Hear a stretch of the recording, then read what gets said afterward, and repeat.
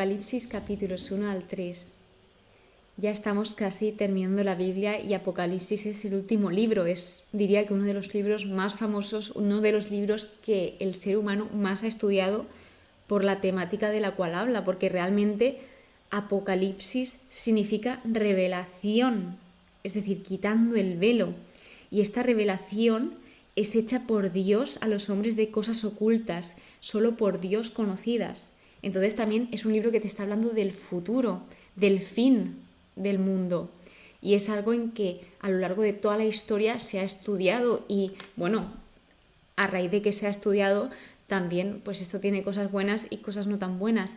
Y es que en diversas, por así llamarlo, secciones, religiones, sectas, han incluso fijado una fecha de cuándo va a ser el fin de los tiempos, cuando Jesús nos dijo que ni siquiera él mismo la sabía, que el único que conocía esa fecha era el Padre, y no va a haber nunca nadie en la historia, que no sea Dios, que venga a decir la fecha, solo la conoce el Padre. Por eso, una de las cosas que más advertía Jesús era sobre los falsos profetas, que tuviesen cuidado de todas estas personas que venían hablando en nombre de Dios, pero realmente no venían hablando en nombre de Dios, sino que venían hablando en nombre suyo. Y esto es por lo que es bueno siempre formarnos, estar atentos, saber discernir si algo viene de Dios, no viene de Dios, y sobre todo, si la Biblia es la palabra de Dios y Dios es verdad y siempre nos está mostrando la verdad, nos guste o no nos guste, Dios es objetivo, nos muestra la verdad. Pues, ¿qué menos que leer esa verdad, esa palabra de Dios que nos abre los ojos, que nos da claridad? Una de las cosas que nos enseña también es que Dios es luz y Dios quiere que vivamos en la luz, que vivamos en la verdad, que vivamos también en la justicia, es decir, que vivamos bien, que vivamos en plenitud. Y bueno, pues antes de continuar me gustaría comentaros qué es Apocalipsis, porque sí, se habla mucho de Apocalipsis, pero ¿qué es realmente Apocalipsis? Según la Real Academia de la Lengua Española, en su definición, también indica que viene del griego, de la palabra revelación, y Apocalipsis es el fin del mundo. Por otra definición nos dice que es una situación catastrófica ocasionada por agentes naturales o humanos que evoca la imagen de la destrucción total. Entonces, teniendo esto en mente, pues vamos a meternos un poquito más en ello. El autor de Apocalipsis es Juan, que Juan recibe su mensaje, todo lo que está escrito lo recibe en forma de visiones, y fue compuesto este libro durante el reinado de Domiciano, hacia el año 95 después de Cristo. Este es el cierre del Nuevo Testamento, pero no nos olvidemos que en el Antiguo Testamento también tenemos un libro de género apocalíptico, que el género apocalíptico está dentro del género profético, y este libro es el libro de Daniel, donde algo importante que comentar, que ya lo comentamos cuando estudiamos el libro de Daniel, es que Jesús usó Daniel para describir a los líderes de Jerusalén, y es más, Juan, el autor de Apocalipsis, adaptó Daniel para describir a Roma y a todos los imperios futuros. Entonces esto es importante, ya que Apocalipsis está arraigado al Antiguo Testamento. Hay más de 500 alusiones y de los versículos que tiene, 278 de 404 hacen referencia al Antiguo Testamento. Esto es aproximadamente un 70% de Apocalipsis apunta al Antiguo Testamento. Entonces, Apocalipsis está escrito en un periodo de violentas y crueles persecuciones contra la iglesia naciente. La iglesia acababa de nacer, es decir, Jesús crea la iglesia, o sea, da paso al inicio de la iglesia cristiana y pues fijaos que desde Jesús hasta ahora no había pasado tanto tiempo, era el inicio de la iglesia y por ello había muchas persecuciones hacia los cristianos. Es en gran medida un texto de consuelo que busca levantar el ánimo de los cristianos que padecen tiempos difíciles. Muchas veces cuando escuchamos Apocalipsis nos asustamos, decimos, ostras, qué miedo, porque tú puedes leer Apocalipsis y decir, aquí hay cosas que dan un poco de yuyu.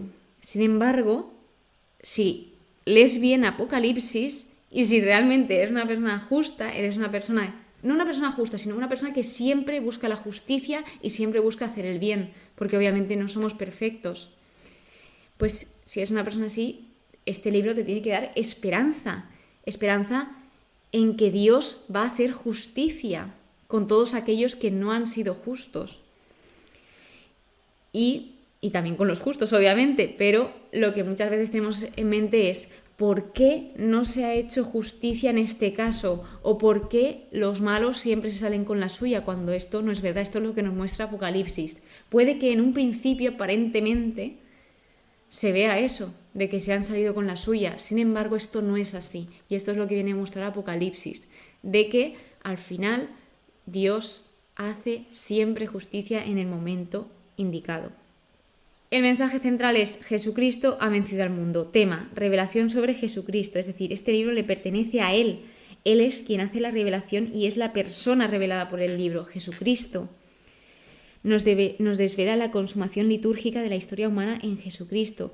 Y una de las cosas que más se usa en Apocalipsis son los símbolos, por lo que debemos de intentar, en la medida que podamos y en la medida de nuestro conocimiento, traducir los símbolos en ideas, que esto era también porque en aquellos tiempos pues los cristianos se solían comunicar por simbologías que ellos entendían entre ellos. ¿Qué pasa? Que esto a lo largo de los tiempos ha sido más costoso interpretarlo por nosotros porque nosotros es muy complicado que entendamos esta simbología si no nos metemos a indagar, si no nos metemos en un estudio, porque es muy difícil. Son símbolos que dices, ¿qué?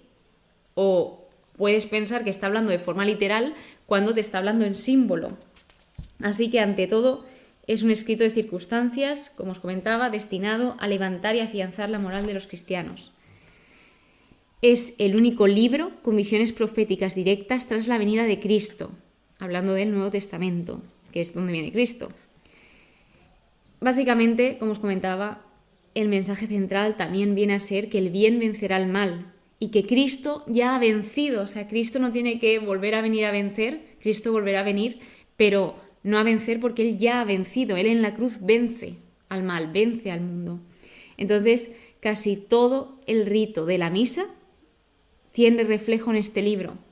Si os dais cuenta, si leéis Apocalipsis, muchas de las frases que se dicen en Apocalipsis se dicen en misa, y la misa es un anticipo del cielo. Entonces, pues ya indagando en lo que son los 3 primeros capítulos, empieza con un prólogo donde empieza diciendo que es la revelación de Jesucristo confiada por Dios, es decir, para ser vista, no escondida, a sus siervos. Dichoso el que lea y los que escuchen estas palabras. Diría que es el primer y el único libro que dice que dichoso quien lo lea y escuche. O sea, ya no te dice estudiar, que obviamente también, pero dichoso quien lo lea y escuche. Envía a su ángel a Juan, que Juan era un testigo veraz, y lo envía para comunicarle todo esto que él va a ver y que debe de escribir. Cuando habla de pronto en este libro no significa en tiempo, sino pronto significa que esto indica rapidez de ejecución después de que el inicio tiene lugar. O sea, quiere decir que se va a ejecutar de una forma rápida, pero no quiere decir que se va a ejecutar pronto, dentro de una semana, dentro de 3 días, no. O sea, que se va a ejecutar pronto, rápido. Y empieza con las cartas a las 7 iglesias de Asia. Asia era una provincia romana y es la parte oeste de la Turquía moderna.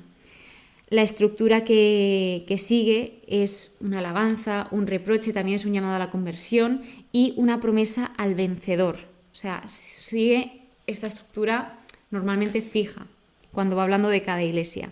Empieza con un saludo que dice aquel que es, que era y que va a venir, que esto lo que nos dice es la naturaleza eterna de Dios, que su presencia es inmutable, que no cambia, que Él siempre está aquí.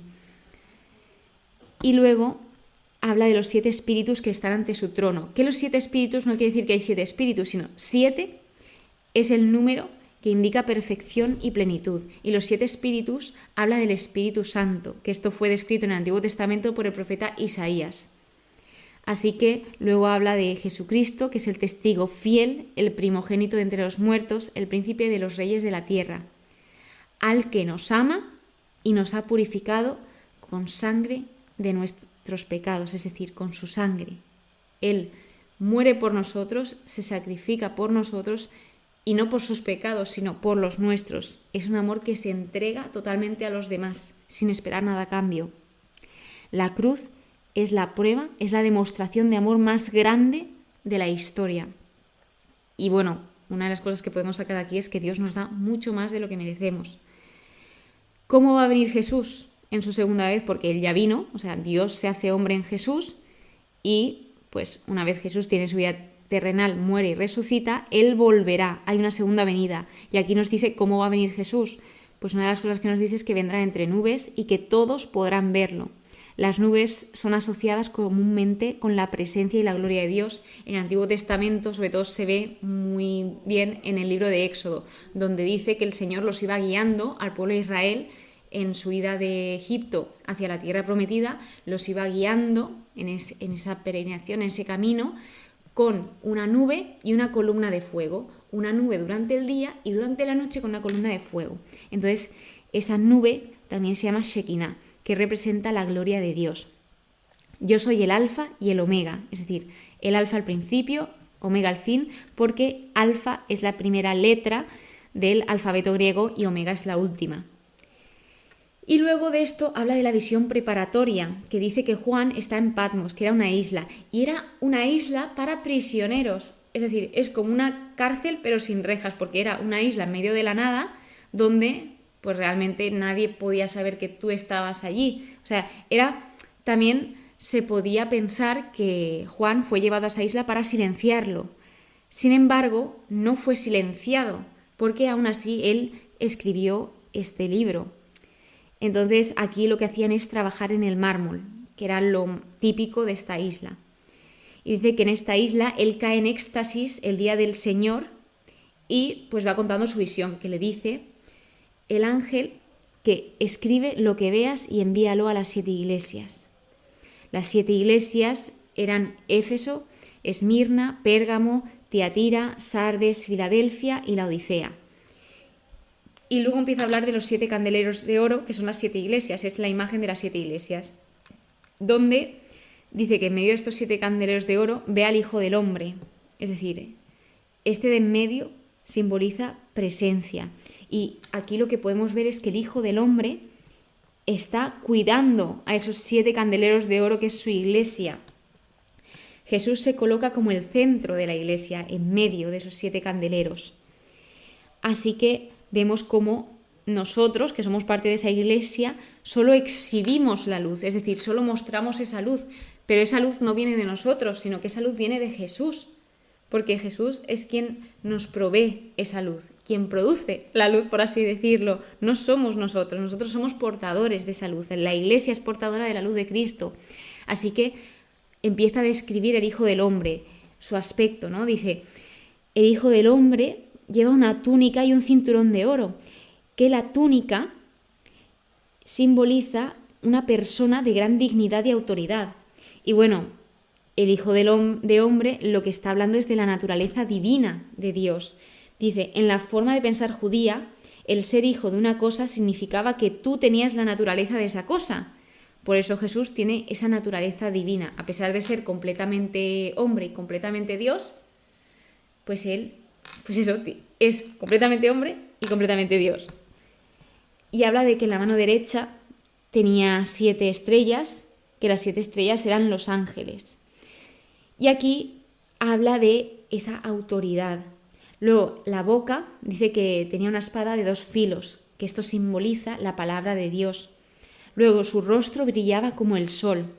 Los ojos se asemejaban a llamas de fuego, que el fuego era un símbolo que indicaba juicio. Luego, sus pies parecían metal precioso acrisolado en el horno. El metal precioso era el bronce en este contexto, y el bronce indicaba pureza y constancia, también indicaba estabilidad y permanencia. Dice, y esto vuelve a hablar del juicio y sacrificio. Y luego vuelve a hablar de los 7 espíritus de Dios, que es el Espíritu Santo, y la cabeza y los cabellos son blancos, que el blanco, en este contexto justamente de lo que está hablando, habla de gran sabiduría y eterna, igual que la nieve, y esto habla de la pureza. Y este dice, no temas, soy yo, el primero y el último, aquí está hablando Dios, el que vive. Tengo las llaves de la muerte y el Hades, de David. Si él abre, nadie puede cerrar. Si Él cierra, nadie puede abrir. El santo, el veraz. Aquí habla de Jesucristo. Dice, Jesús tiene la plenitud del Espíritu de Dios y de la Iglesia. Hablando de ese 7, que el 7 era el número que indicaba plenitud. Juan es el número que más repite en Apocalipsis. 7 es el número de la plenitud, de la perfección. Luego, otro de los números que habla es del 12, que simboliza el pueblo de Dios, el 4, la universalidad, y el 666, que indica la imperfección absoluta, entre otros números. Luego también, no os lo he dicho, pero todo en esta visión habla de fuerza, majestad, autoridad y justicia. Y luego que ángel, cada vez que habla de los ángeles, porque Apocalipsis habla continuamente de el ángel mensajero o que baja un ángel, otro ángel, pues ángel significa mensajero. Y os quiero compartir una cosa antes de pasar al segundo capítulo, porque en el estudio vi algo que me parecía interesante compartir. Cuando pensamos en la visión espectacular de Juan, debiéramos de recordar en dónde está Juan. Recordemos que Juan estaba preso en Patmos. Jesús es a menudo conocido de una manera más íntima en medio de sufrimientos y pruebas. Ambos, aquí habla de Juan y Esteban, aquel que es establecido diácono en Hechos capítulo 7, vieron a Jesús de una forma más clara y gloriosa cuando estaban en el contexto de padecimiento por la causa de Jesús. Y acaba diciendo, la ira de los malvados no hace más que traer a los santos más cerca a los favores de Dios. Luego hablamos del capítulo 2, que empieza hablando a las iglesias. Empieza por Éfeso y algo que nos dice es que las 7 cartas que mandan a las iglesias contienen datos sobre la situación de las iglesias. Esto me encanta porque cada vez que habla de una iglesia empieza describiendo a trocitos. Por ejemplo, para Éfeso empieza, esto dice el que tiene las 7 estrellas en su mano derecha, que quiere decir, esto dice Jesús. Y luego, por ejemplo, en la siguiente iglesia dice, esto dice el primero y el último. O sea, todo lo que empieza en el capítulo 1, que se describe al Hijo de Hombre de una manera seguida, aquí lo va escribiendo poquito a poquito para que se sepa que es Jesús el que está hablando a todas y cada una de las iglesias. Y otra de las cosas que también he amado, que creo que es una de las cosas que más he amado de Apocalipsis, es que Jesús está hablando y les dice primero que les conoce, o sea, sabe quiénes son, saben por lo que están pasando, o sea, no es indiferente a ello. Y luego también les dice tanto lo que están haciendo bien como lo que no están haciendo bien. Y todo esto lo hacen desde el amor. Y después de decir todo esto, esto es lo que hablaba antes de la estructura, después de decir todo esto, les dice la recompensa que tendrán. Todo específico, todo a cada uno y de una forma única. No hay una iglesia que le hable completamente igual que la otra, porque al final somos humanos, somos únicos, todos y cada uno, y así es como Dios nos habla a nosotros, de una manera única. Entonces, en Éfeso, Éfeso era conocido mundialmente por ser el centro religioso, cultural y económico de la religión. Recordemos también la carta a los Efesios, que es una gran carta que Pablo escribe a esa comunidad, a esa iglesia. Y bueno, pues aquí empieza comentando esto, conozco tu conducta, tus fatigas y tu paciencia, dice cosas a favor y en contra y les dice, date cuenta y arrepiéntete. Que este arrepiéntete es algo que también destaca en todas y cada una, en 5 de las 7 iglesias, exactamente en 5 de las 7. Y arrepentirse no significa, lo siento y ya está, sino arrepentirse significa sentirlo, sentir que te estás arrepintiendo y cambiar tu dirección. Yo no puedo decir, me arrepiento de esto y después seguir haciendo esa cosa. Sí, puede que realmente sí me arrepienta y la siga haciendo, pero lo más normal es que haga un esfuerzo por poquito a poquito dejar de hacer esa cosa de la que estoy arrepentido. Entonces me encanta esa verdad y sinceridad y esa cercanía con la que Jesús habla a la iglesia. Y dice su frase, que esto suena y resuena en los evangelios, el que tenga oídos que oiga lo que el Espíritu dice a las iglesias. Así que bueno, pues para cada una esa recompensa, por ejemplo en este caso dice, al vencedor le daré a comer del árbol de la vida, que está en el paraíso de Dios. Recordemos Génesis, el árbol de la vida, que esto luego al final también vuelve a hablar Apocalipsis de este árbol de la vida.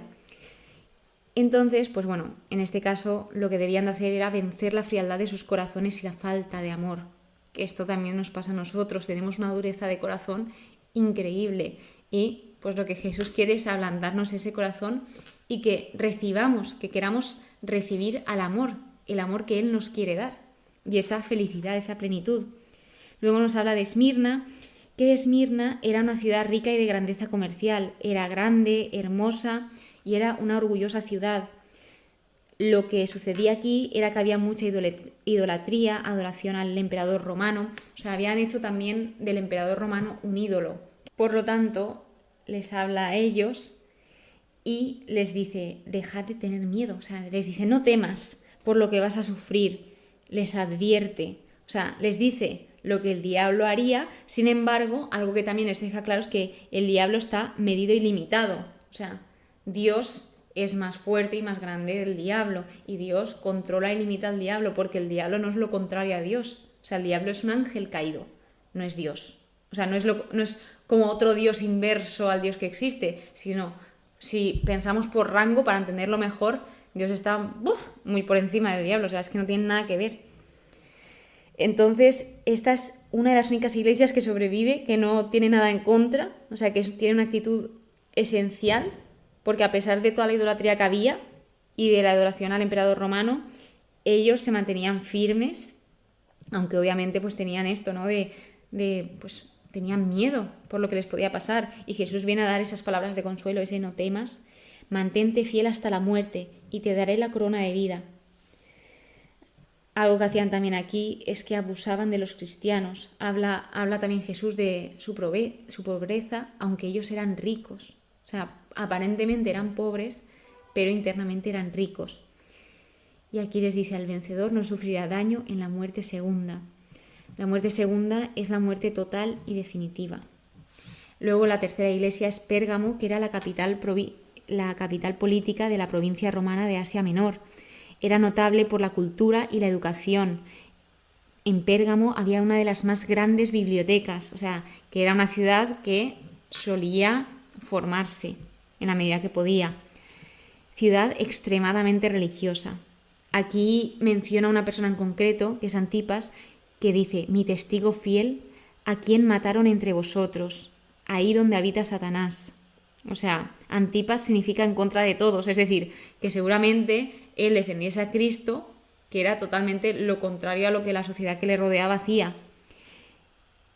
Y bueno, luego habla de la doctrina de Balaán, que esto nos recuerda a la historia del Antiguo Testamento, que Balaán, aquí hablaba de esto porque Balaán era el prototipo de todos los maestros corruptos.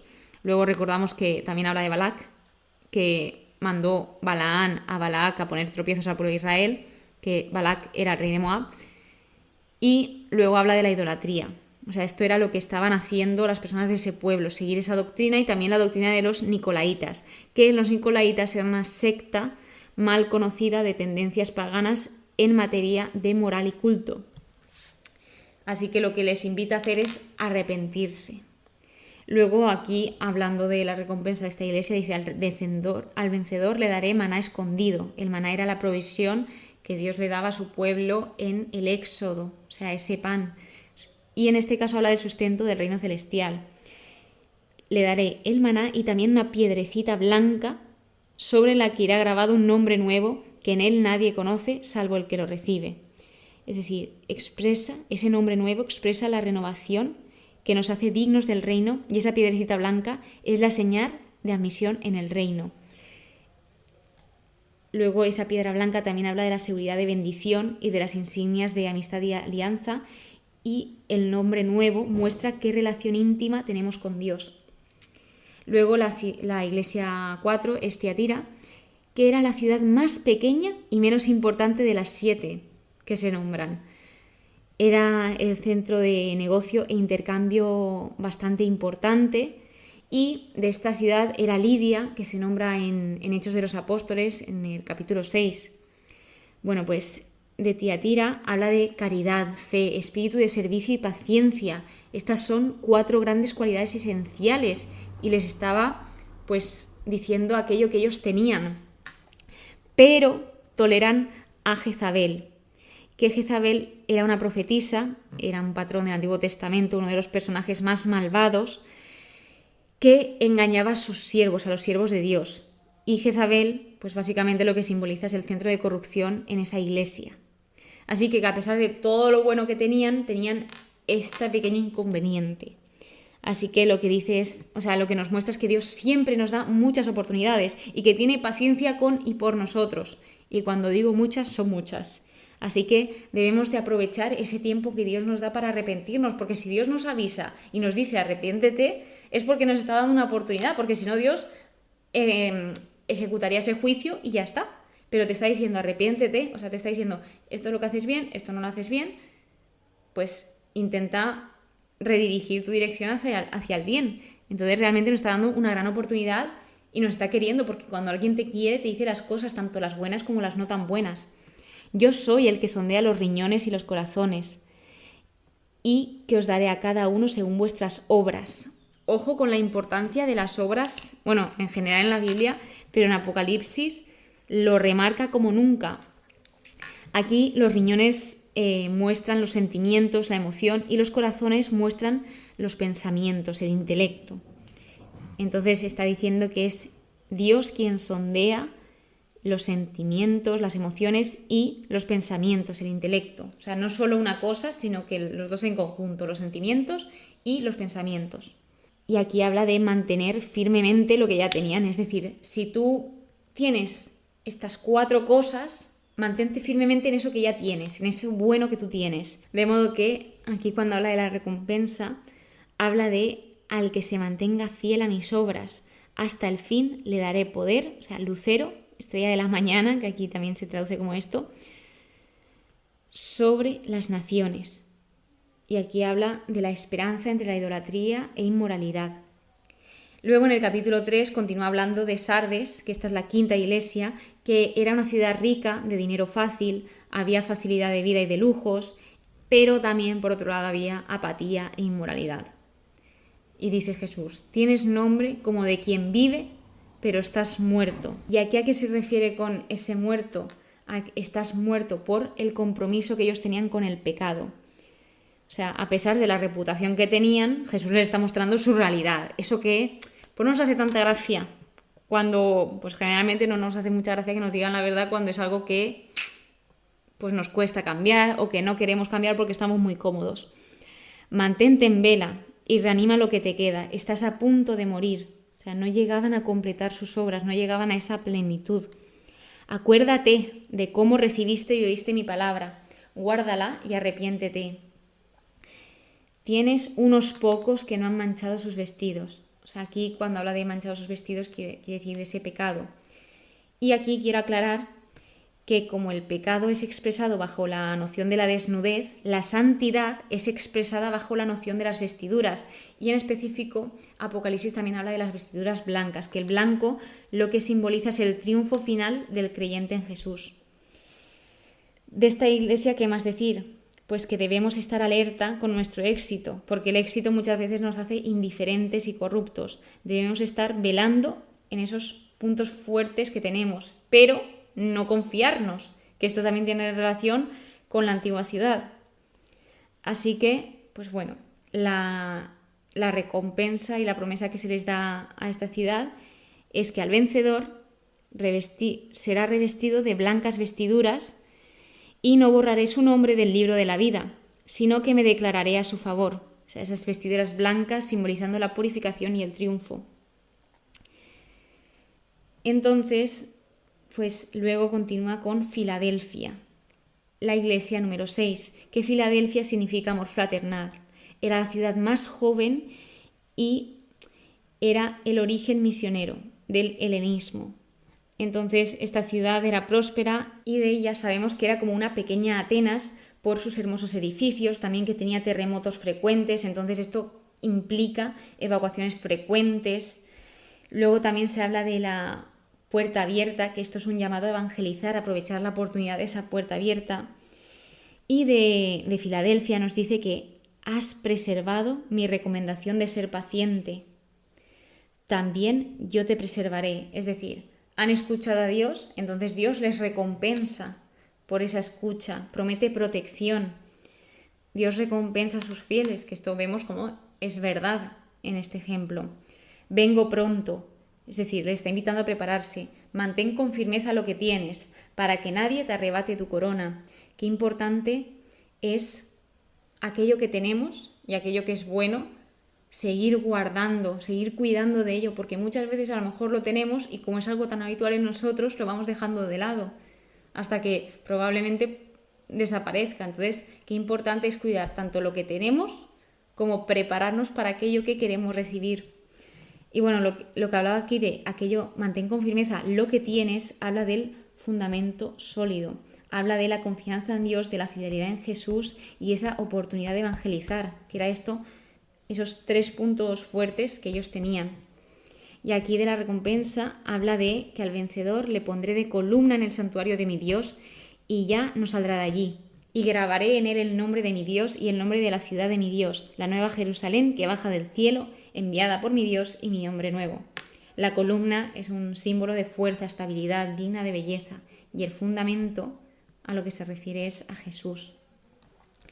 Por último, la última iglesia es la Odisea, que la Odisea era una ciudad importante, era una ciudad rica, con una población significante. Entonces, como era rica, no necesitaba a otros, o sea, ellos eran muy orgullosos. Y con población significante, no lo he dicho, pero de judíos. Era un centro de comercio notable, pero había pobre suministro de agua. Y Pablo no habla de esta iglesia de manera favorable en Colosenses capítulos 2 y 4. Entonces, dice, así habla el Amén, el testigo fiel y veraz, el principio de la creación de Dios. O sea, aquí vemos como Él es el gobernante, la fuente, el origen de toda creación. Jesús es la personificación y la afirmación de la verdad de Dios. Ojalá fueras frío o caliente, eres tibio. O sea, entonces, cuando nosotros tenemos confianza propia, esto implica ese compromiso tibio.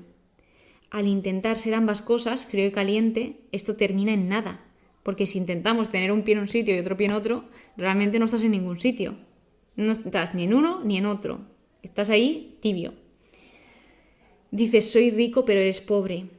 Cómprate un... Ostras, es que esto me hizo mucha gracia. Dice, cómprate un colirio para recobrar la vista. La sanidad de su vista espiritual pues traería esa vista que ellos no estaban viendo, que estaban cegados. Yo reprendo y corrijo a los que amo. O sea, aquí está hablando de ese afecto personal, un afecto personal muy intenso. Sé ferviente y arrepiéntete. Ten en cuenta que estoy a la puerta y voy a llamar. Y si alguno oye mi voz y me abre, entraré en su casa y cenaremos juntos los dos. Aquí habla de responder a su llamado. Cuando uno oye la voz de Jesús y abre, está respondiendo al llamado de Dios. Entonces, si tú abres a Jesús, Él entra. Si no abres, Él no va a entrar. Es muy caballeroso. Y también habla de cenaremos juntos los dos. Vemos esa intimidad que preludia ese festín mesiánico. O sea, lo que Jesús quiere, lo que se ve en este versículo, es que Jesús quiere una relación profunda, quiere una relación íntima con nosotros. No está diciendo juntos los 750 millones de personas. No, o sea, está diciendo, cenaremos juntos tú y yo. Cenaremos juntos los dos. O sea, Él quiere una relación única con todos y cada uno de nosotros. Obviamente es importante que la iglesia esté unida, porque Cristo es la cabeza y la iglesia es su cuerpo. Entonces es precioso el cómo el Señor pues va avisando, también Él mismo se va presentando. Yo soy así, de esta manera, hago estas cosas y las demuestra. Al igual que conoce a su pueblo, conoce a su iglesia, y esto es lo que nos viene a demostrar, y cuida de su iglesia, se preocupa por ella, quiere protegerla, quieren que sean felices, o sea, les corrige, y no corrige para que ellos decaigan, sino todo lo contrario, Él corrige porque ama. Cuando alguien te corrige es porque te ama, y Jesús, algo que le diferencia de todos nosotros, es que Él corrige con amor. Así que pues esto ha sido los 3 primeros capítulos de Apocalipsis, mucha información, muchos símbolos, muy pero que muy intenso, así que pues intentaremos ser lo más cercanos posibles para que pues entre vosotros y yo comprendamos un poquito más de este libro. Así que bueno, pues el fin del estudio bíblico, el fin de la temporada se va acercando y la verdad que estoy como muy emocionada por un lado, muy triste por otro, porque es como lleva acompañándome muchos años esta temporada y soy muy feliz haciendo esta temporada, porque al final es leer esa palabra de Dios, leer aquello que el Señor nos deja para que pues no seamos ciegos, para que abramos los ojos, para que sepamos discernir entre lo que está bien y lo que no está bien. Aquella palabra que nos deja para impulsarnos a ser mejores, para impulsarnos a amar y para impulsarnos a mirarlo a Él, porque cuando miramos a Cristo, miramos a todos los demás. Os espero en los siguientes capítulos y muchísimas gracias de verdad de todo corazón por acompañarme en esta aventura. Ya casi terminamos, no me lo puedo creer. Que pases muy pero que muy buen día y que Dios te bendiga.